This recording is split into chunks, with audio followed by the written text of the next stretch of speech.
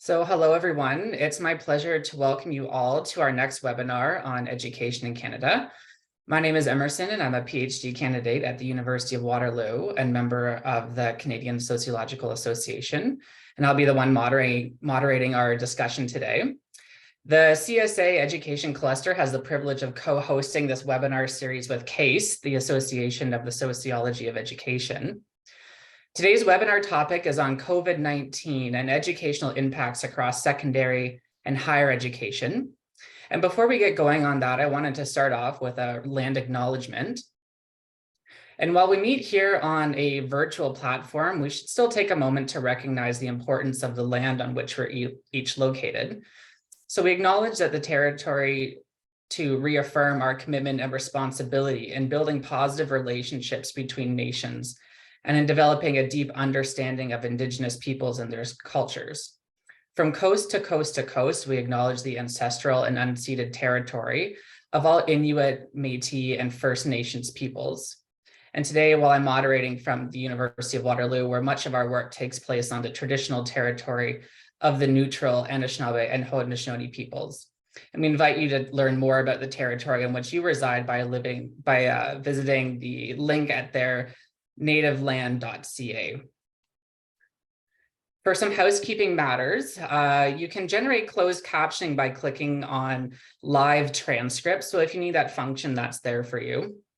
And we have two presentations today, and we'll be having a moderated Q&A following the presentations. At that time, you may enter any questions you have through the Q&A function. So if you move your cursor, you'll see the Q&A function there at the bottom of your screen. And you can also upvote any questions that you see there that you might also have, and that will move them to the top of our list. And when you do that, your name and question will be visible to all the attendees. So we have two wonderful presentations for you today. Each presentation will have 20 minutes, and then we'll have our Q&A session afterwards. Our first presentation is by Christine Corso from the University of Toronto, entitled Urban Secondary Student Wellbeing During the Pandemic. And this presentation will be followed by David Mandzuk's presentation from the University of Manitoba, entitled Teetering on the Edge of Chaos, Glimpses into the World of Deans Managing Uncertainty and Complexity During the Pandemic. So without further delay, I'll invite Christine to begin her presentation.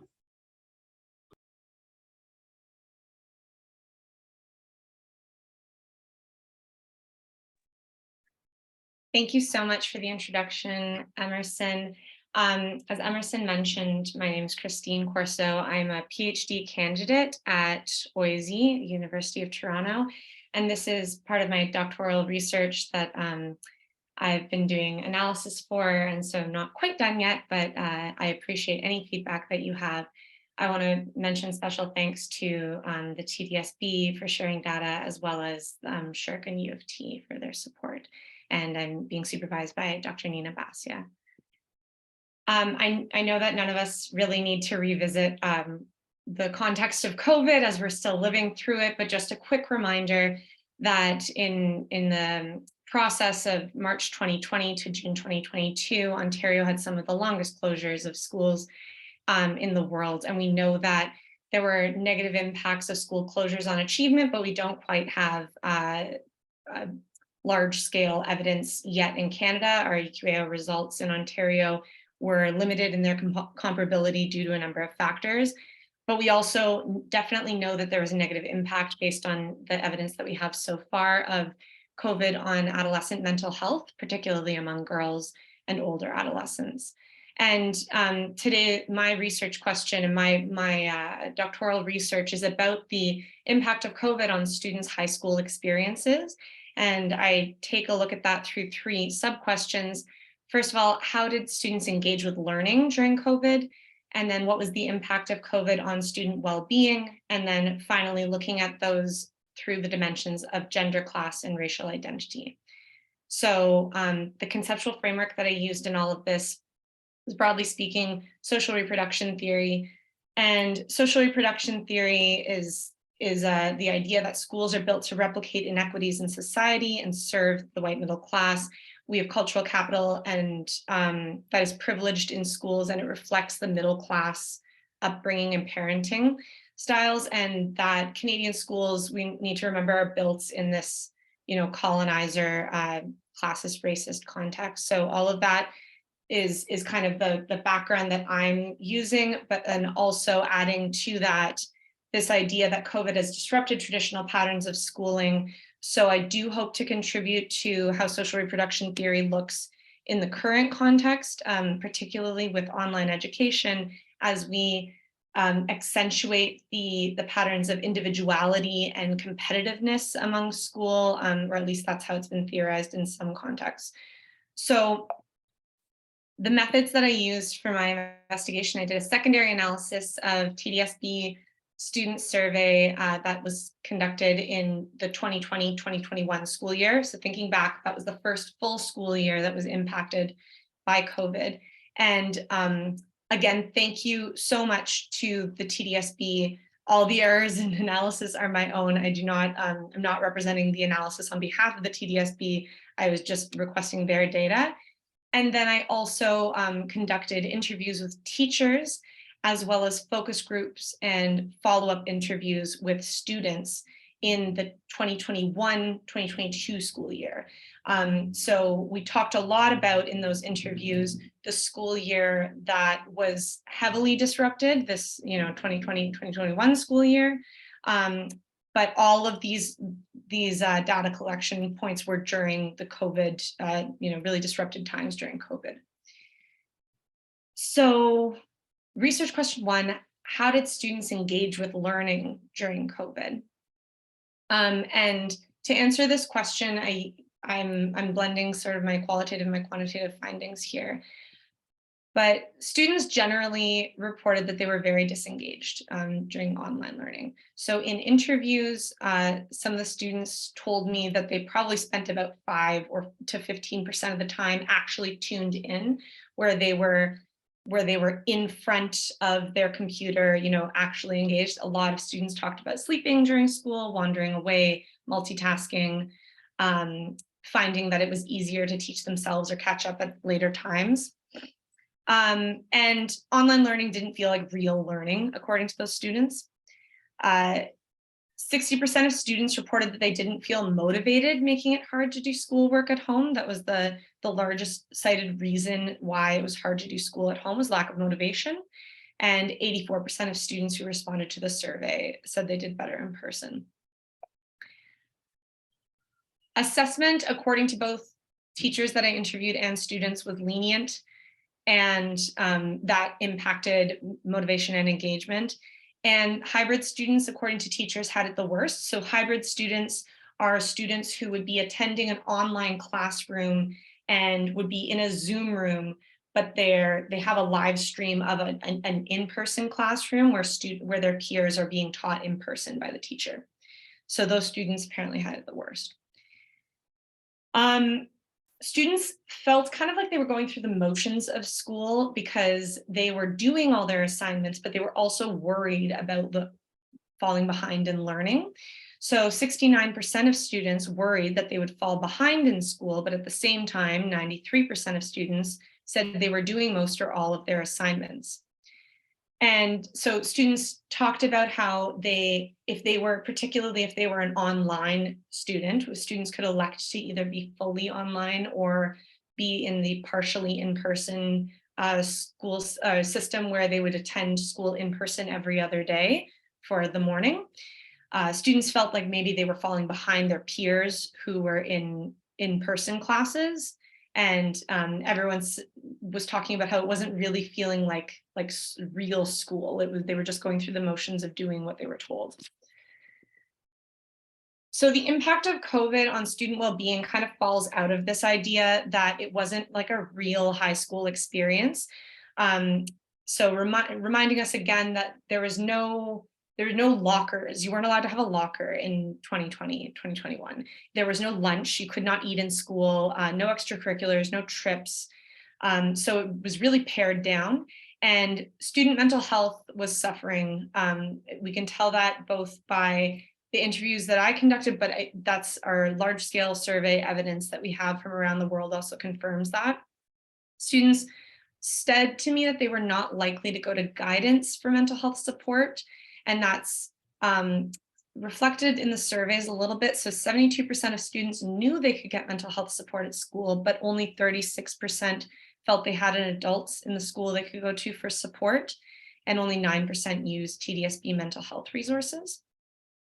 But the really important data that we have for well-being in this study is the survey data. So I have conducted a secondary analysis of the high school, so grade 9 to 12 participants in this survey that was conducted in the winter of that first full school year. And we have representation from around the board, but I just want to draw your attention to the fact that our students' schools were put into clusters in terms of the socioeconomic status of the school, and those low socioeconomic status schools were underrepresented. Students from those schools were underrepresented in this survey. So just to keep that in mind, and girls were overrepresented as well. But the survey, the well-being questions were kind of structured like this. So they were Likert questions. They said, since September, how often have you felt happy, hopeful, but also negative things, bored, lonely? And then students would say, I felt all of the time, happy, or I was hopeful about the future, never.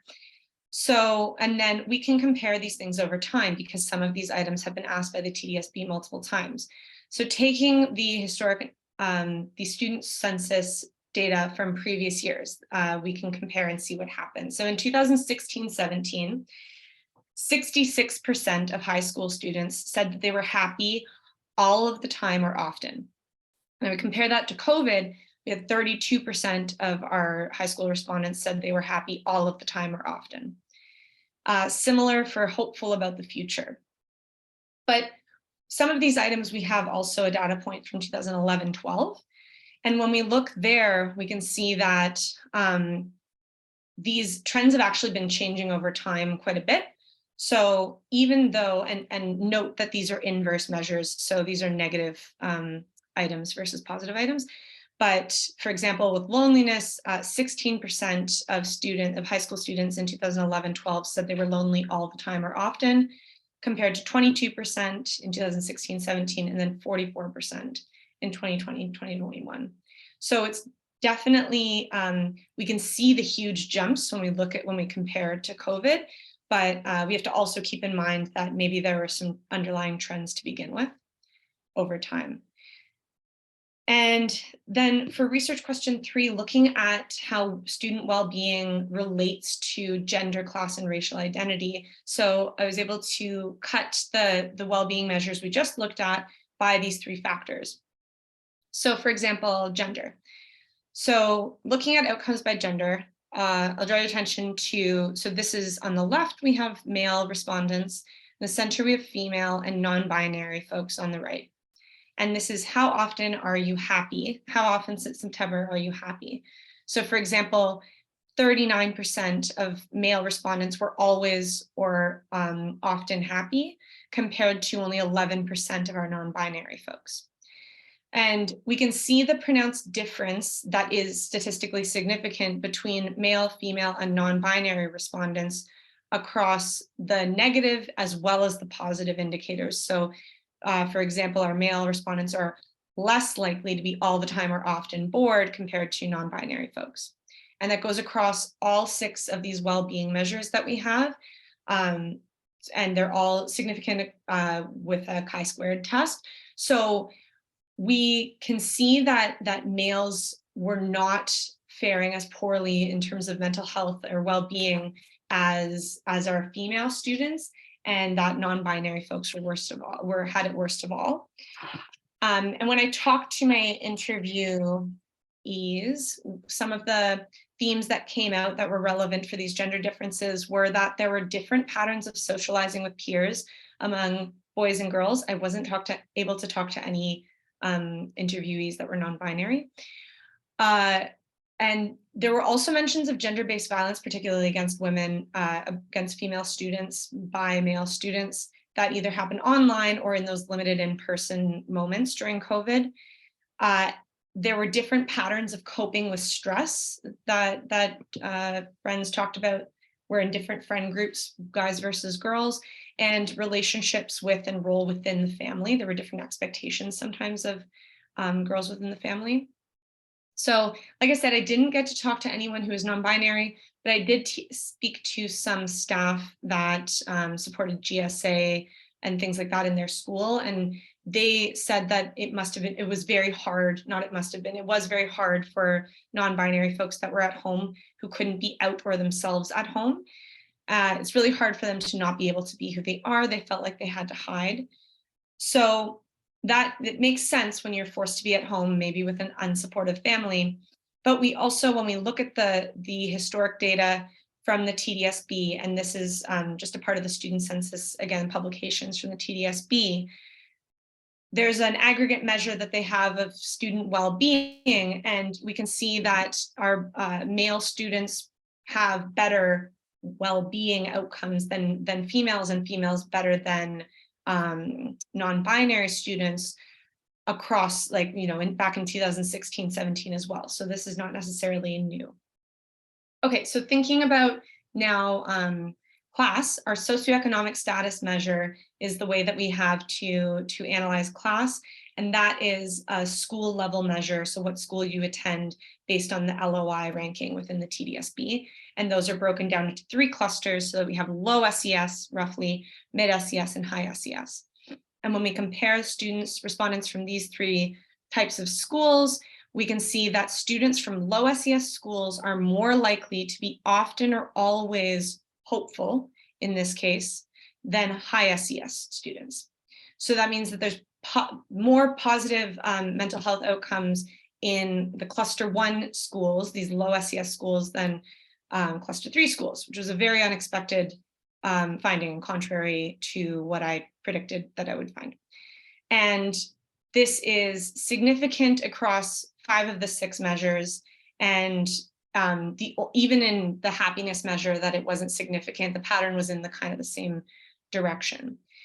So that was really interesting, especially because there were no significant associations between SES and well-being historically within the TDSB data. Some of the themes that came out in interviews that might be relevant to this are that attitudes towards academic achievement among both parents and students might be different in different school communities, as well as parental COVID rules and restrictions for students, which were in other surveys around the world correlated with adolescent stress and mental health, and activities outside of school that were impacted by COVID. So some of these high SES schools had lots and lots of extracurriculars that were impacted by COVID, not that other schools weren't, but if students are living in, these, as Annette LaCroix talks about, these like highly programmed lives, and then all of the programming gets stripped away, that might have a differential impact. So for example, a quote from one guidance counselor at one of these high socioeconomic status schools was, "You're left with a lot of time that you used to fill, and you don't really know what to do with yourself in those times. You're in your head. You also have an awareness that you're missing out on a lot of things. You wanted to do this, you wanted to have this camp job, you wanted to do this enrichment program, and they're shut down." And finally, looking at race. So there were a number of racial groups, but compared to the average student across all of the well-being outcomes, white and mixed students were the only 2 groups that had poor outcomes across like every single domain. And South Asian students had better outcomes across every domain. Most racial groups did not show clear correlations across all of those domains. So for example, since September, how often have you felt hopeful about the future? When we ask students, here we have, I've superimposed the averages with these lines here. So like, for example, 29% of students on average said they were rarely or never hopeful. But when we look at South Asian students, less said they were rarely or never hopeful, and a higher percent, 35% instead of just 31%, said that they were always or often hopeful. So we can see that in these positive measures, we have an overrepresentation, slight overrepresentation in these like frequent measures, as opposed to white and mixed students have an underrepresentation in these more frequent measures.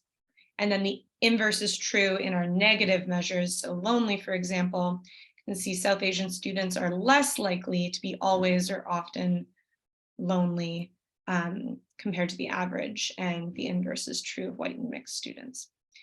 So, I mean, with all of these things, they're just averages and small differences, but those ones were across all the measures.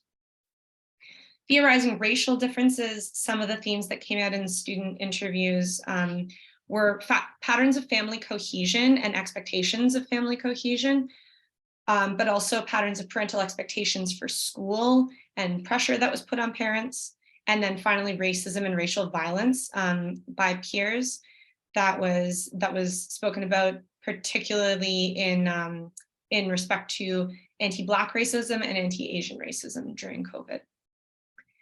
And thinking about this one historically, if we look at the 2016-17 TDSB averages of high, middle emotional well-being, this aggregate measure that we were looking at before, we break it down by race, we can see that our South Asian students weren't traditionally this group of students that had the strongest well-being, and white students were not the students who had the worst well-being.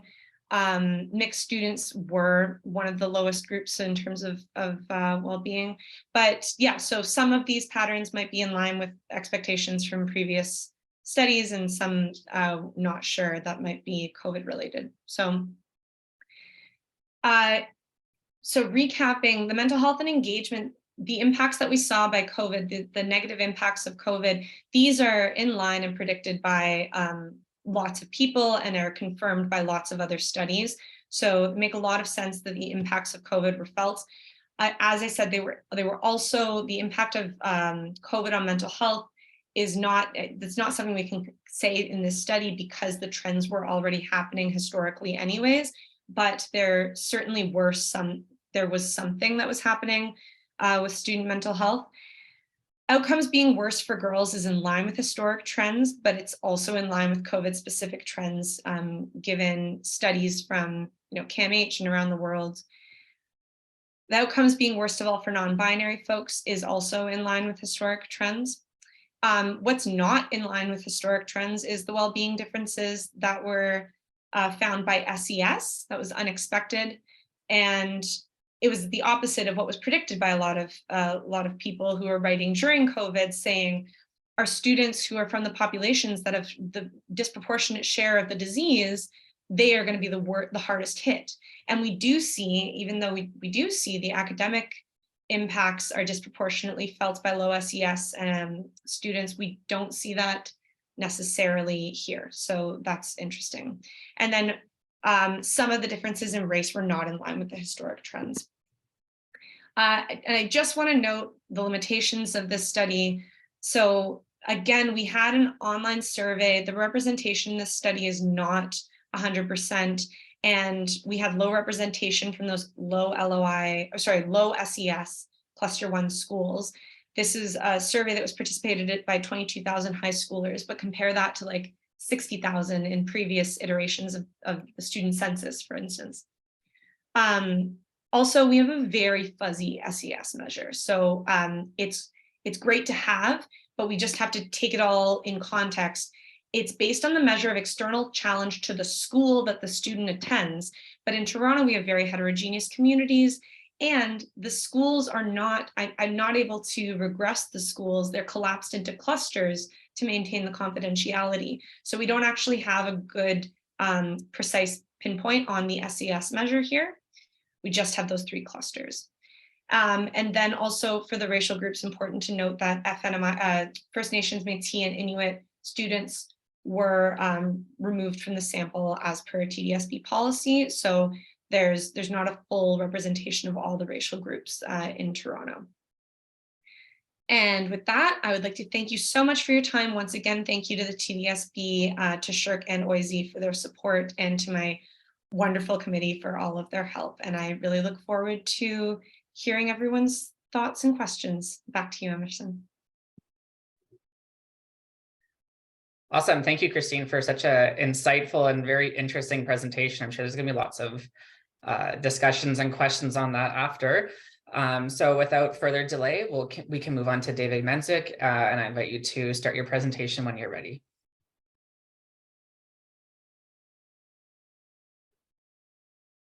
You see that screen, Emerson? Yeah, you're good. Yep. Great. Well, good morning or good afternoon, everyone. My name is David Mandzuk, as Emerson has mentioned. And what I thought I would do today is just share with you the preliminary findings from a little study I've been doing into the work of deans.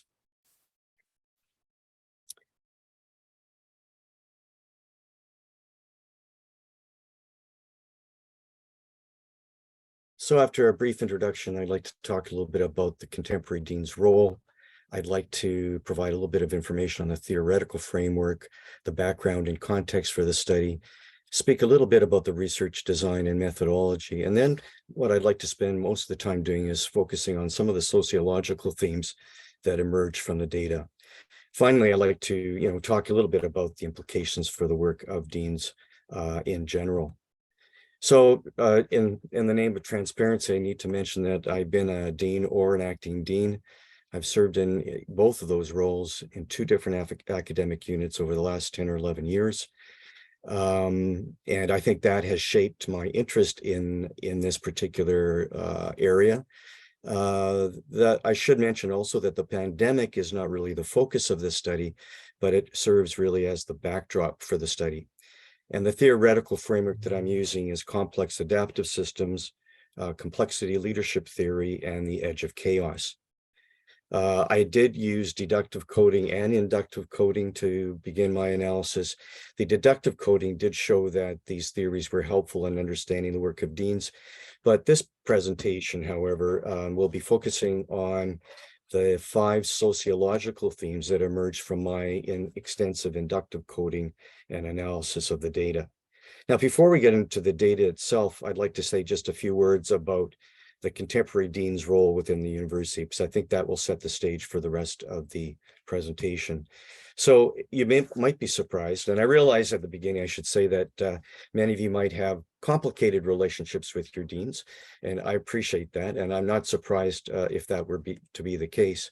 But you might be surprised that there's relatively little written about the deans and the work they do. And in fact, in 2003, Walter Gmelch, who's well known in higher education circles, was quoted as saying, "This species may be the least studied and most misunderstood anywhere in the world." And the roles of deans, of course, have changed significantly, increased in complexity in recent years. And one of the reasons is that they're expected to be so knowledgeable in so many different areas, and that those areas range from working with external stakeholders, government and regulatory bodies, to being expected to be experts in labor relations, alumni and donor engagement, and curriculum development. So the range of activities that deans are expected to be at least conversant in, but hopefully expert in, continues to multiply.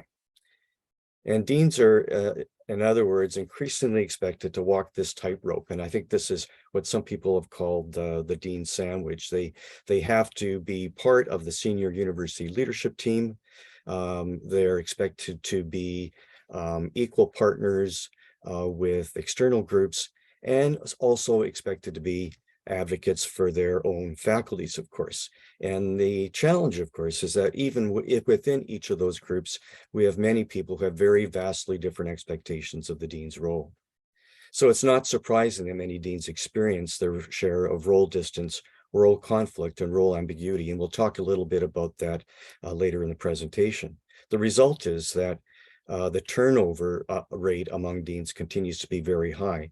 Now, that varies from institution to institution and from discipline to discipline, but it's not surprising that many deans are either leave on their own volition or asked to leave within the first year or two of their terms.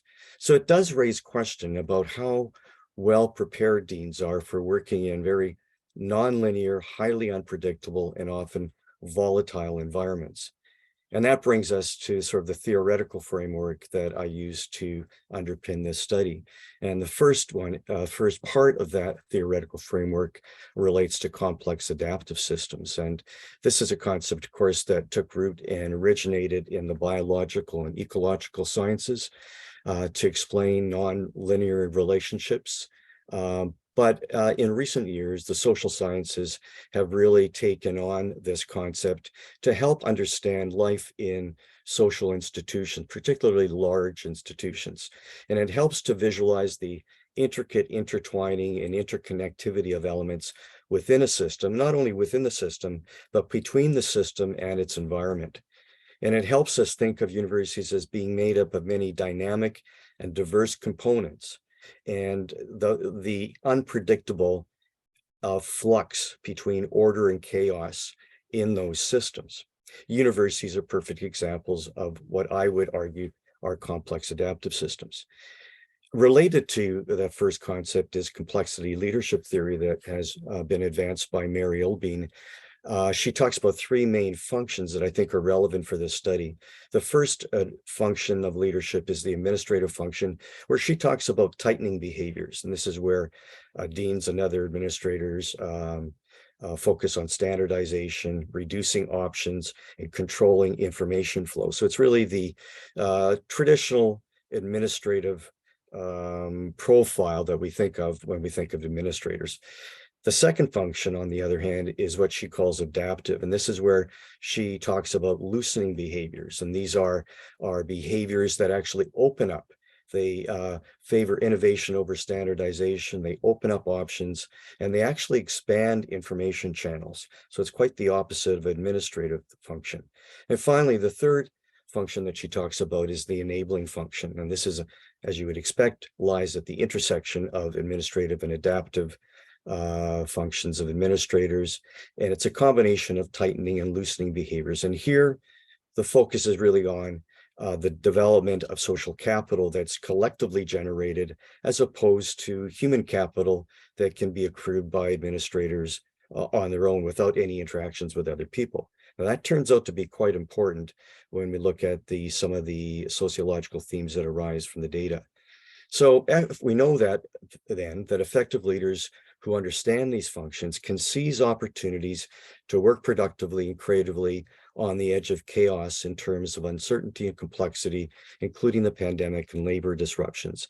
And the edge of chaos is this sweet spot between total order and total chaos, between equilibrium and disequilibrium.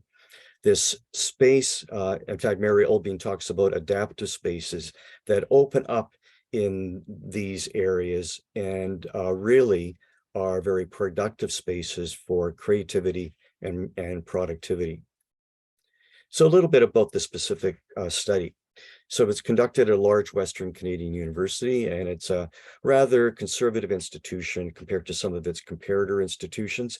And particularly that was noticeable during the pandemic and continues to be, in that the period of remote teaching and learning continued long beyond what actually occurred in some other institutions. And the masking mandates actually continue to this day, whereas we know across the country, although students, faculty, and staff might be encouraged to wear masks, that's not necessarily mandated.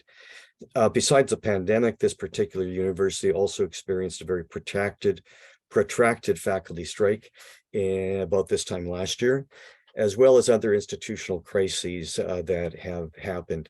And the other thing I would mention is that this particular university had high turnover of senior academic administrators, and I think that has, as is also a factor in how things have evolved over the last 2.5, 3 years.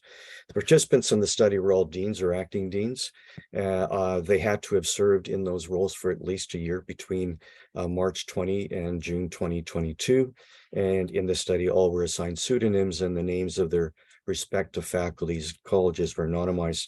So when you see names of people next to some of their quotes, you should keep in mind that these are fictional identifiers.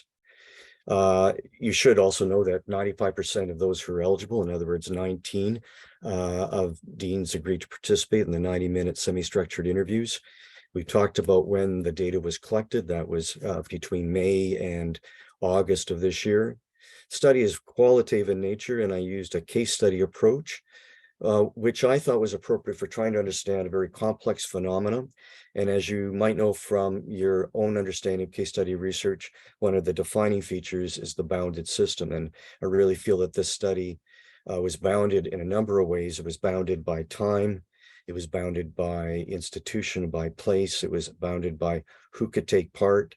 And it was also bounded by the kinds of interesting and complicated and multi-layered things that were happening both within the institution and society in general.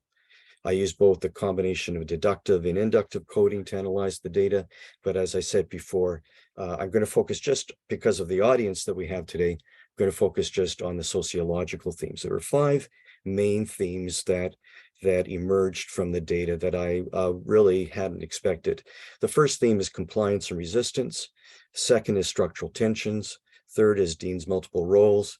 The fourth is faculty cultures. And the final theme that I'll talk about today is trust and mistrust. And keep in mind as we go through this, these next slides, that there are many, many other comments that I could have shared, but in the name of time, I've just distilled them down to 2 or 3 comments per theme. So with respect to compliance and resistance, first of all, there were multiple sources of people being compliant or resistant: the vaccine mandates, masking mandates, the return to campus mandate, which turned out to be more complicated and more challenging for deans than maybe we would have expected. The collective bargaining that took place that was layered up over the pandemic at this time last year, and also issues related to confidence and air quality, which continue to this day. Also, multiple levels of compliance and resistance. There is tensions between students and academic units and the university, between faculty members and their deans and the university at large, and between deans and senior administrators of the university. So it's important to kind of underscore that deans, although always on the senior administrative team, are not always in agreement with some of the decisions that are taken by the lead administrators of the university at large. And it raises multiple questions. One of them is, how important is individual agency when the needs of the whole community must also be considered? And this is a central question that we've had to grapple with over the last 2.5, 3 years. How unique are the attributes and needs of individual faculties? And what is the right balance between unit autonomy and institutional consistency in achieving these university goals? So here are a couple of comments by Michelle, who's the Dean of Law, and Mona, the Dean of Science. The first comment talks a bit about the dilemma that Michelle felt, where we had legal principles of self-determination and bodily autonomy pitted against the ability of the government to set mandates. And then swirling all around this was information, disinformation, and misinformation. So she talked about the difficulty in trying to lead during these times. Mona, in her comment, is referring to the government intervention during the collective bargaining process this time last year, and how complicated it was for deans. And she was a new dean to the university, being both a member of the senior university team, but also being expected to be an advocate for their own units. The second theme is structural tensions, what I call structural tensions. And this refers to this perennial debate about centralization and decentralization in large institutions like universities. And I think the overriding question is, what is the perfect balance? And I don't think there is an easy answer there. And it relates to the perception among some that the university really isn't a coherent, a cohesive and unified institution, but more just a collection of units. And then this theme also addresses the balance that we need between institutional oversight, control, and risk management. And of course, most universities are much more involved in risk management than they might have been in 10, 20 years ago. That the balance between those kinds of themes and the provision for more nuanced responses at the unit level. And we have a couple of comments from a few deans. Elliot, the Dean of Agriculture, and Rex, the Dean of Nursing. Elliot talks about using the same hammer, and what that means is referring to is the tendency of the university administration to expect each individual unit to be able to respond in the same way, And he makes the argument that it doesn't always fit the environment. It's not always relevant. Rex says something that's very similar. He talks about decisions during challenging times always needing to be made centrally and going up the pipe, he says. And he says we soon found out that some units were suffering because they just didn't carry on business, and they didn't live in the way that they were expected to make decisions. The third main theme from the data was with respect to the multiple roles that deans play. And this is quite well documented in the limited literature on the work of deans. But in this particular study, deans referred to themselves as confidants, community builders, performers, culture brokers, negotiators, and you can see the rest: multitaskers, counselors, enforcers, arbiters, and even one dean referred to them as a target, particularly during the labor disruption. And there were also a number of references to situations where those roles that deans play are incompatible, and they actually butt up against each other. So in other words, role conflict. Some deans talked about the boundaries between and with the roles that they were expected to play were unclear, so some degree of role ambiguity. And finally, deans also talked about sometimes having to detach their true selves from the decisions that they either had to make or decisions that they were expected to support. So speaking to the concept of role distance. In this slide, we have three comments by Malcolm, Alexandra, and Teetering. And Malcolm, in the first comment, talks about the fact that in his presentation, his job talk for the dean of his particular faculty, he did talk about those multiple roles, but he didn't at the time realize that he would have to play them all in one day. Alexandra, in the next quote, talks a bit about the enforcer role that she was expected to play. She says that I was expected to announce, reinforce, and step in if others were stepping beyond what we told was permissible. And this was during the limited capacity that we had on campus and masking mandates during the pandemic. And finally, Teetering underscores the counseling role that deans are expected to play. Just as good parents make time to speak to their kids when those kids need to talk, I would say that effective deans, and certainly Teetering underscores this, need to clear away their desks and make time to speak to faculty members, and in this case, particularly those who are having some difficulties with their colleagues. Happens from time to time.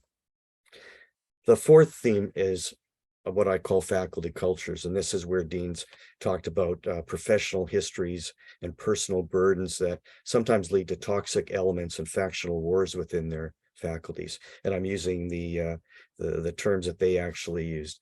These deans, many of them talked about how some faculty members weaponized the strike and exploited the pandemic. They talked about how they tried to manage denial, non-compliance, and workarounds while there were lockdowns and people were not able to get into their labs in the way that they were used to doing. Deans also talked about building community when faculty became more singularly focused and increasingly isolated during the remote teaching and learning phase. And the final comment here from a number of deans was the notion of being able to support what they call the big personalities or the faculty stars in each of their units, while still being a dean for all faculty members. So balancing the support that the most prolific people, most well-known people would need, but also making sure that others were not overlooked in the process. Here are a few comments from Sigmund, Catherine, and Raymond, where Sigmund talks about the grudges that sometimes people can carry for them with them for years and years. And Catherine talks a little bit about the challenges in bringing back a sense of community after people had been working remotely for so long. And finally, Raymond talks about the difficulty in really understanding one's own culture, one's own faculty culture, without having a window into the cultures of other units. He talks about comparing the brightness of the day to the experience of the darkness of night. And so he talks about how important it is for deans to share share their challenges, to share their observations, so that each of them has a better sense of perspective down the road.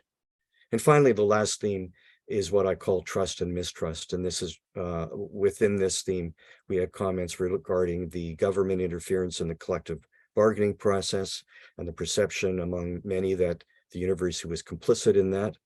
There also the tracking of who was on strike and who was continuing to teach during the labor disruption. The return to campus after working virtually for 2 years did cause some mistrust, because some were expected to return immediately while others were allowed to continue working virtually, or at least in a hybrid environment. And as I mentioned earlier on, there's still lingering concerns about the testing of air quality as people were told to return to campus. And here we have a couple of comments from Lavinia, the Dean of the Environment, and Dale, the Dean of Rehab Sciences, where Lavinia talks about the last 2.5, 3 years being very challenging, in that what's true today may not be true tomorrow, and what decisions we take today may need to be changed tomorrow. And so she says that complicates things and makes trust more fragile during these kinds of challenging times. Dale, on the other hand, talks about how challenging he found it to trust even his deputies, his associate deans, and his department heads in actually honoring the mandates that we were expected to follow. And he was feeling quite bad that he was feeling distrustful of the very people he should have been trusting. So I guess the question, as I lead to wrapping things up, how do these findings relate to complexity theory? First of all, I think they underscore the intertwining and interconnectivity of elements within a system, in this case, the university system and the environment. And the interplay between the university and the environment is particularly important in professional faculties. And I really haven't got into that in this particular presentation. They also remind us of the constant state of flux between order and chaos, between equilibrium and disequilibrium.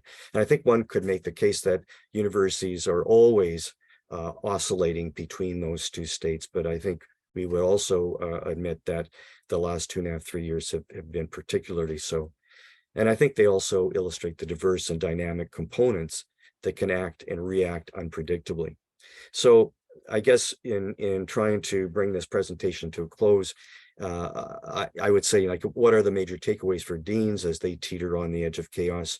And I've got a few pieces of advice, I guess, regarding with respect to each of the 5 themes. With respect to compliance and resistance, I think deans really, based on the findings from this study, they need to appreciate, encourage, and capitalize on multiple perspectives during times of crisis. During challenging times is not the time for deans to go it alone and to feel that they need to solve all these complex problems on their own. This is an opportunity to invite people into the conversation and gain multiple perspectives on very complex topics. With respect to structural tensions, I think they need to appreciate the need for central oversight from the institution, but also that needs to be balanced with some degree of individual or unit autonomy. Many of the deans in this study, although they found it difficult to have to be constrained by the institution at large, also talked about their fear that deans might go rogue if things were loosened too much. With respect to multiple roles, I think deans need to expect to play these multiple, often conflicting and often incompatible roles simultaneously. And I would say that if people have an understanding and appreciation for what this space feels like when they apply for these positions, I think they'll be much better prepared for the very challenging and complicated space that deans have to occupy. With respect to faculty cultures, I think the findings of this study have reminded us that the past experiences of faculty and staff contribute to who they are, who they become, and those identities actually have a significant effect on the faculty culture and the development of social norms within their faculties. And once those norms begin to develop, they're very difficult to disrupt. So when we hear deans talk about working on the faculty culture and trying to change the culture of their units, I think they need to appreciate that disrupting some of these norms can be very, very challenging and time consuming. And finally, with respect to trust and mistrust, the final theme, I think these findings point to the fact that deans need to acknowledge that crises are a time of dramatic change and can set the stage for despair and mistrust. Many of the deans did talk about mistrust and the loss of hope.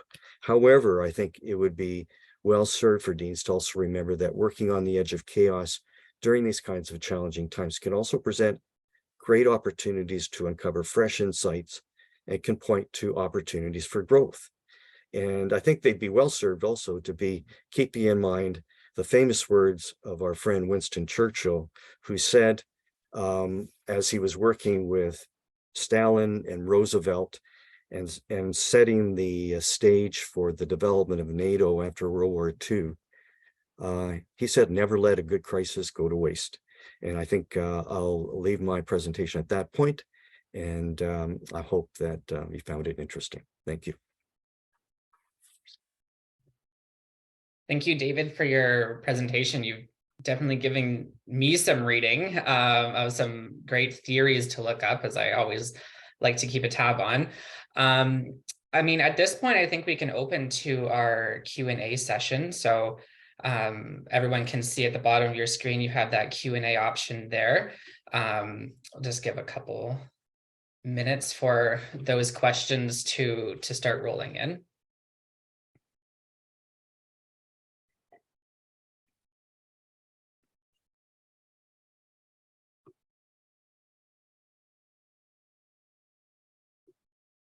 Maybe while those roll in, I'll take an option or take a minute to ask a selfish question then, because I have lots of questions. Christine, I was wondering for your study, I can't help but wonder about like the grade implications as well, of how this affects grade 9 students versus, grade 12 students. Do you have any insights that you could offer on that, or if your data allowed you to go into the grade level at all for the respondents and the participants? Yeah, that's a really good question. And I actually haven't done the analysis yet of the quantitative by grade level, but that's something that I am interested in. And the reason I'm really interested is because teachers in particular mentioned how they felt so badly for the grade 9s. They felt like the grade 9s were really the ones that were getting the worst of it because they transitioned. Transitions are always tough, as sociology researchers have identified, transitions between schools is always tough from grade 8 to 9, and they did it without meeting any teachers in person. So they are now wandering around, lost in schools, or they were in September of their grade 11 year when they really hadn't been there before. So I interviewed intentionally grade 11 students last school year because they had gone through like part of grade 9, at least half of grade 9 in person with normal schooling. And then they got hit with COVID in March of that year. So I liked that I could get a little bit of that contrast from them of what it was like before versus and their expectations of how it would continue. But staff identified that they think the grade 9s probably would be suffering the most. So I do want to do that analysis. Interesting. So, I mean, we'll keep the conversation with you because we do have a question now from Annie Kidder. From looking at your research and thinking about the plans that have been outlined by the province for the quote unquote recovery, what do you think are the most important elements in those plans that we should be looking for? What a great question from Annie, of course. But I think that when I consider what's like the totality of what just happened to these students, I think that I find it really, it's overwhelming to know where to start, but I think that the being back in person with their friends, there was some of the students and some of the teachers kind of identified there was like a fear that was going to go away again, and that they didn't want to go back to their rooms, like they didn't want to go back to their caves and like have to do what they did again. And I just think that the most important thing is to ensure that we prioritize keeping our schools open and making sure that's like our last resort. I know in terms of recovery, it's really hard right now to know what kind of impact we've had on academic achievement. And even I planned on starting this dissertation looking at as well academic achievement, but I was like, I don't know how to do that. There's no data right now to like get at that. And admittedly, even from the teachers I was interviewing, like the grades that are given out in schools like don't necessarily reflect the same thing that they used to. So it's really hard to know where to start with all of that, especially with the changes that have happened to your provincial testing. So I really just feel like from the students, it sounds like they want that social element to be maintained, and their mental health is like not okay when we shut down schools. So that's all that I can speak to from my data, and I really do hope that we get a better handle on like how to support students academically, because that's also going to be an issue. But I don't know anything about it, sadly. Certainly. Okay, we'll move on to our next question from Edgar Schmidt for David. You mentioned that in some instances, there were a lot of changes at senior levels of post-secondary institutions. Are you able to talk about the role high-level churn plays on deans who are asked to be stabilizers within their faculties? Yeah, thanks, Edgar, for that question. That's a really good question, and I think the level of churn at senior administrative levels does contribute to the complexity and the challenge that deans face every day. The greater the turnover, the greater the chance that deans will sometimes receive, I think, mixed messages, particularly during the early stages of people in those senior administrator roles, as they're still getting a sense of the context, the institutional context, and the institutional priorities. I think there's a greater chance for mixed messages and for people to find themselves on different pages. And I think that the turnover at that higher level is yet one more contributor to the challenges that deans have to face in what are already volatile and unpredictable roles. So thanks for that question. It's certainly something that contributes to the challenges that they experience day to day.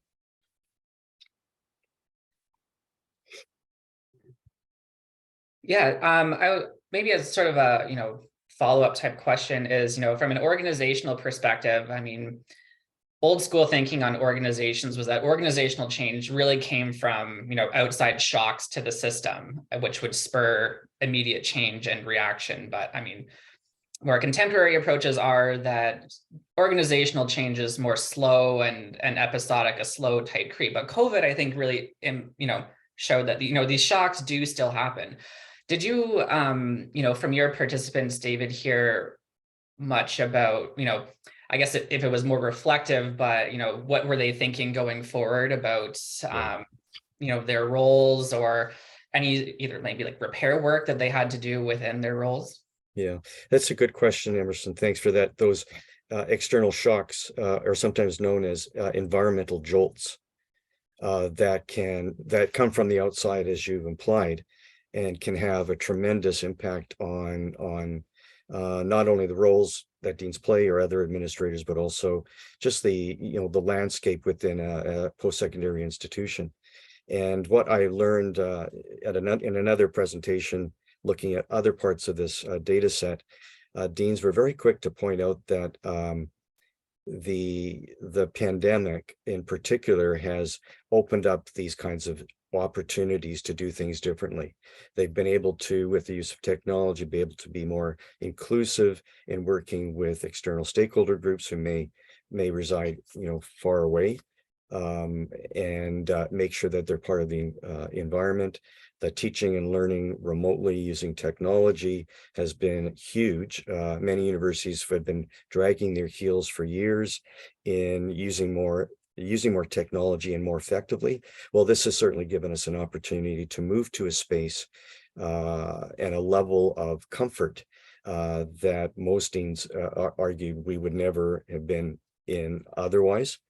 And so there have been lots of innovations. Some of the deans talked about, particularly deans of professional faculties who have to answer to accrediting bodies, found that they could actually engage in virtual accreditation, which had never been done or rarely done in their discipline, virtual strategic planning. So there were some real surprises along the way. And that's why I say, I think as I look back on my own time in this role, I think when we are faced as leaders in very, very challenging times, although they may be, we may be thinking of them negatively and thinking about all of the things that can go wrong, we also should be at the same time thinking about the opportunities that lie ahead that can make lasting change within our environments. Mm-hmm. I think there's one more for you here, David, on senior management. Did the deans talk about their takebacks given these experiences? How did it impact their role moving forward? So maybe some that we've talked about, but if there's additional thoughts you have on that. Sure, I'll keep it brief because I know there's a question for Christine as well, but just an extension of what I just talked about. The deans did tell me that one of the major takeaways was that they were much more aware of, they felt that they were empathetic towards their faculty and staff and their families before, but when they saw so many of their faculty and staff, particularly young families, young parents who were juggling young kids at home while still trying to do their jobs, much more empathetic to thinking about and attending to faculty and staff well-being than they might have before. And the other thing that I would mention just very quickly is just being aware of the importance of the campus as a physical space, the physical environment of the campus. There's nothing more sad than walking around a campus that's been abandoned, and some of you probably had that experience. It was a very, very odd feeling. And even while this institution returned even on a limited basis, when deans saw a few people walking outside their offices, they realized that, that there is hope, and that they realized at that time how important the vitality of the institution resides within all the people, the mix of people that all of our institutions have. So I'll leave it at that. Sure, perfect, thank you. One for Christine. Hi, Christine. Did your research cover periods where the TDSB had hybrid in-person/virtual schooling? And did you see differences in the factors that you examined for in-person students and virtual students? Yes, good question, George. So that was the survey was in December to January of the first school year that was fully COVID impacted. And at that time, students were, that was at the time when you had the giant virtual secondary school within the TDSB, and there were, I can't remember how many, but there were like 18,000 maybe, that can't be right. I think it was students that were virtual and like fully virtual. But if you were going in person, it didn't even mean that you were fully in person. You were going in person for one morning every other day, and then you would go home to eat lunch because you couldn't even eat lunch in house. So it was very virtual, like heavy for everyone. But we do have an indicator. They asked students, were you in the virtual secondary school, or were you in person in the adapted day school model, or were you hybrid? And hybrid means that you opted to be virtual too late in the semester to attend virtual secondary, and you became just like this, like a box on Zoom that was attending a class on a laptop within a classroom. So anyway, sorry, just to delineate what all the factors were.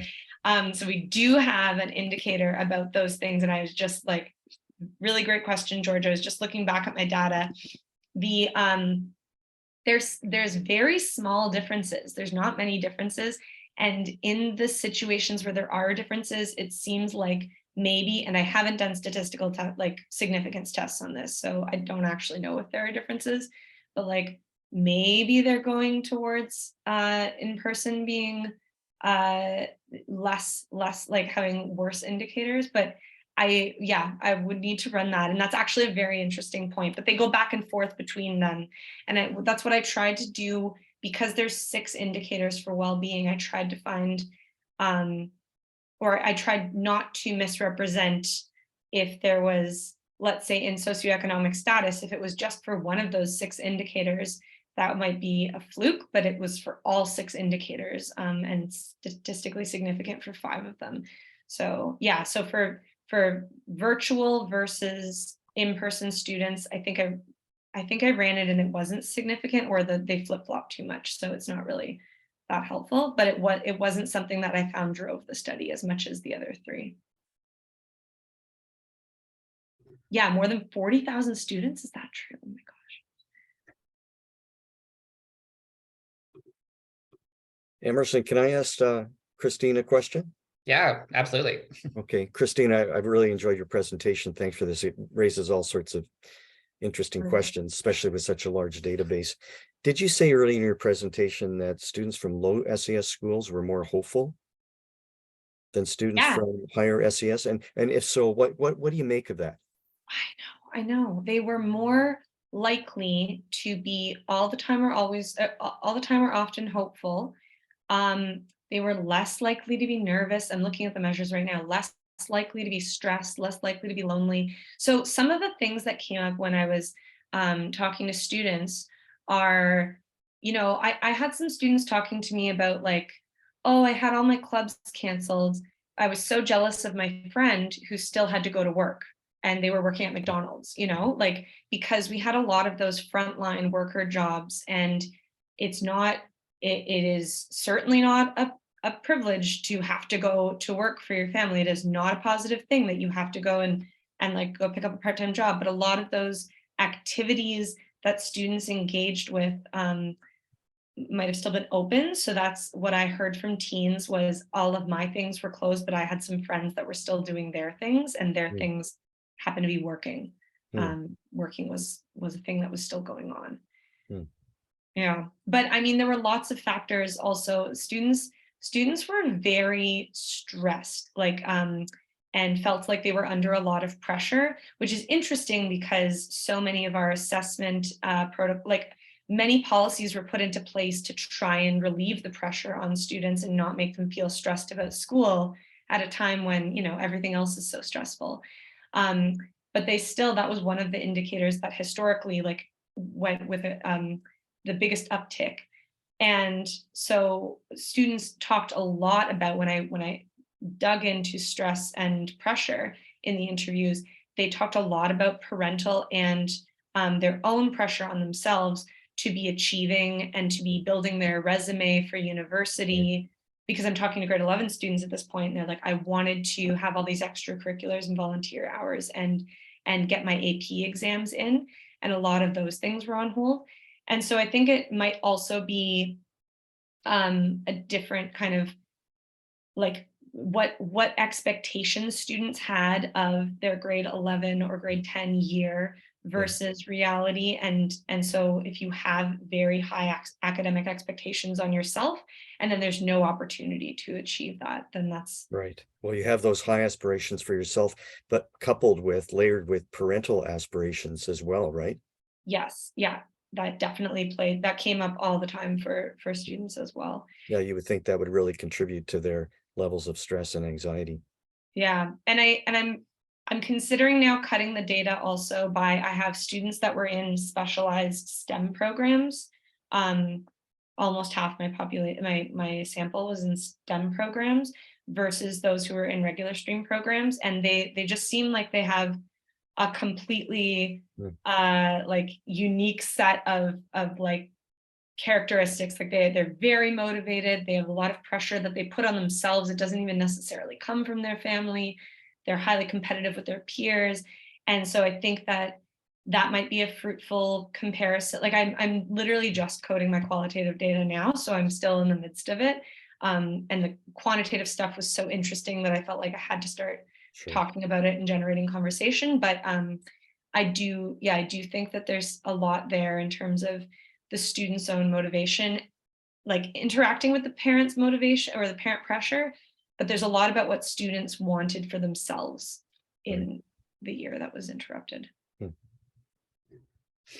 I think this is great. I love when webinars evolve into collegial discussions to make sense of data. I think that's great.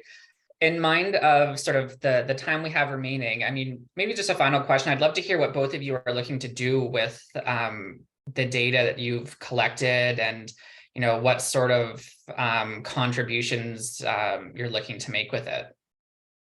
Maybe David, if you wanted to go first. Sure. I'm working on a sort of another piece that looks just at the deductive coding and analysis that I did on the data that I had, and that's going to be submitted to an international journal in the next couple of weeks. And then I'm also going to be doing a presentation to the deans of this particular institution, and going through each of the questions in the interview protocol that I really didn't get into today, where we look specifically at specific dilemmas and crises that they had to deal with in addition to the pandemic and the labor disruption, and the skills and dispositions that they felt that they had to strengthen during this time, and also their suggestions for ways to better support and better prepare deans for these kinds of roles down the road. I'll leave it at that. And as I mentioned, I'm just a PhD candidate, so I'm hoping this will earn me a doctorate at some point. I need to actually write it into a dissertation. And then, yeah, I am hoping to also bring this, once I bring this all together and kind of try and find the story that's in this and what we can learn from it, I really think that there's important lessons here for us to think about, not just COVID, because COVID, happened and we're dealing with it, and maybe something emergency will happen again in the future. But online learning is now codified in Ontario, and online learning is a part of every high schooler entering high school's experience, because we have mandated courses that are going to be online. And just before we get ahead of ourselves, maybe we should look at what students think about the online versus in-person learning experience, and just take a second to sit with it. So I really do want to make some sort of like knowledge products that come out of this that could be a little bit more usable for policymakers to consider, or for parents and schools to review and talk about when making course decisions for their own students. Because the learning experience, it's impossible in this data to separate COVID from online learning experience, but it was clear that there was a lot missing, and that even with COVID restrictions lifted, the online learning experience seems like it might be a different qualitative thing than the in-person experience. So I just want to make sure that that information gets to whoever it's useful for in Ontario.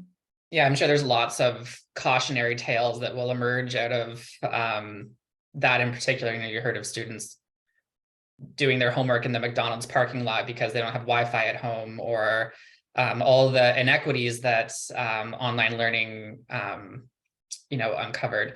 I think we have one last, I'll call it one last question here for Christine. I'm wondering if any of the students you interviewed spoke to being nervous or apprehensive about returning back to in-person learning. Likewise, were the lack of opportunities to socialize and concerns about work experience and adding to their resumes the top concerns for students mentioned? Oh, yes, definitely students were concerned about returning. I spoke to students who I recruited because they were in person, but there were still students this year who did not return to in-person schooling because they had so much social anxiety that either was exacerbated by the pandemic or emerged during the pandemic. So I've heard that from teachers, and I want to make sure that that's not covered over by the fact that I did just sample my students were in-person students that I interviewed. And about top concerns, it's really hard because every student had kind of their most pressing issues during COVID. And for some of them, it was that things were bad in their home. For some of them, it was that they lost friends. For some of them, it was that they missed opportunities. But I do think, as I said, like, I'm thinking about cutting the data in that way to look at different streams of students, because I think that it really rose to the top as a very pressing concern, not just pragmatically in terms of will I get into university, but it disproportionately weighed on their mental health, that they were missing opportunities and that they were falling behind where their expectations of where they should be at this point among students who were those high flyers and that were in these STEM programs.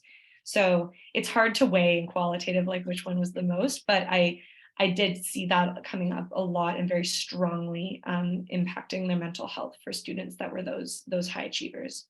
Mm-hmm. Well, that was great. I want to thank both of you so much for taking the time to share with us your very insightful research, and please let us know the outcomes of your research, and if we can help amplify those research products in any way, we're more than happy to do so.